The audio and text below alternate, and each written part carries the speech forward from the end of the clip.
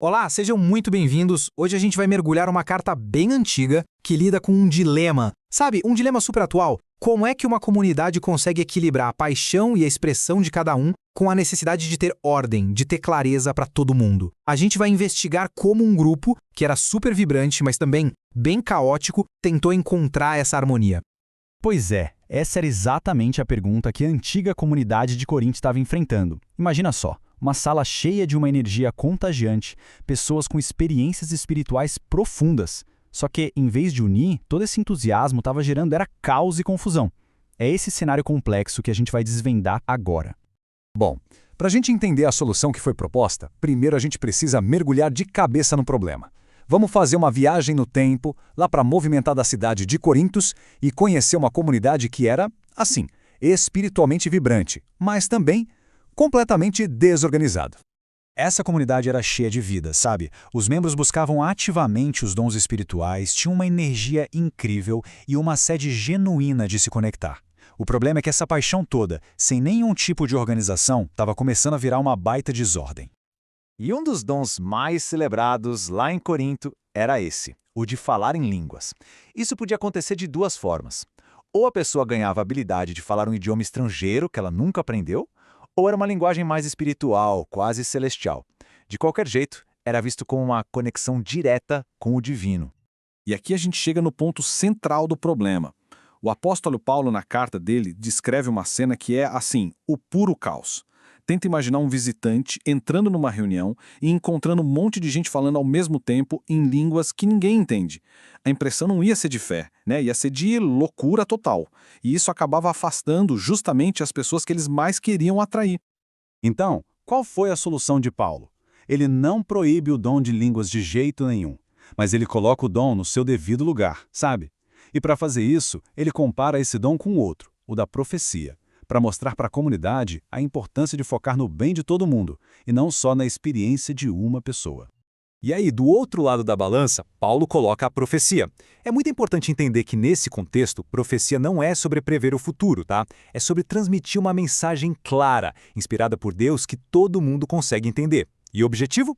Fortalecer, encorajar e consolar a comunidade. Esse resumo aqui visualiza perfeitamente o argumento do Paulo. Falar em línguas, sem um intérprete, é uma comunicação com Deus, uma experiência pessoal super valiosa que edifica o indivíduo. Já a profecia é uma mensagem direta para a comunidade, onde todo mundo entende e todo mundo sai mais forte. A questão, então, não é qual dom é melhor, mas sim qual deles beneficia mais o grupo. Para reforçar esse ponto, Paulo usa umas analogias geniais. Ele não fica só na teologia. Ele traz exemplos do dia a dia, coisas que qualquer pessoa em Corinto entenderia na hora. A primeira analogia é com música.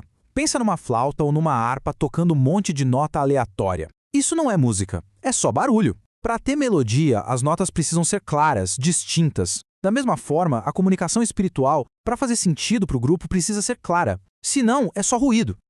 A segunda analogia de Paulo é militar. E aqui a coisa fica séria. A clareza podia ser uma questão de vida ou morte. O toque da trombeta no campo de batalha tinha que ser claro.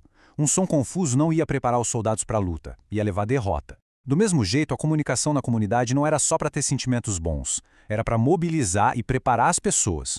E uma mensagem que ninguém entende, simplesmente não serve para isso. E aí Paulo resume tudo com essa imagem poderosa. Falar palavras que ninguém entende é um esforço inútil. É, literalmente, falar ao ar.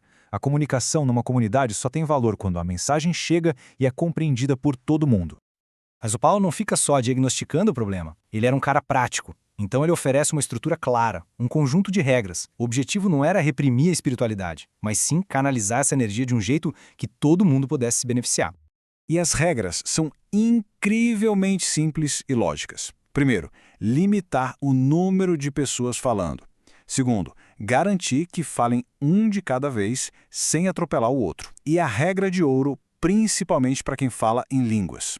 Se não tiver ninguém para interpretar, para traduzir a mensagem para todo mundo, o melhor é guardar essa expressão para um momento particular. Respeito e ordem, essa é a chave.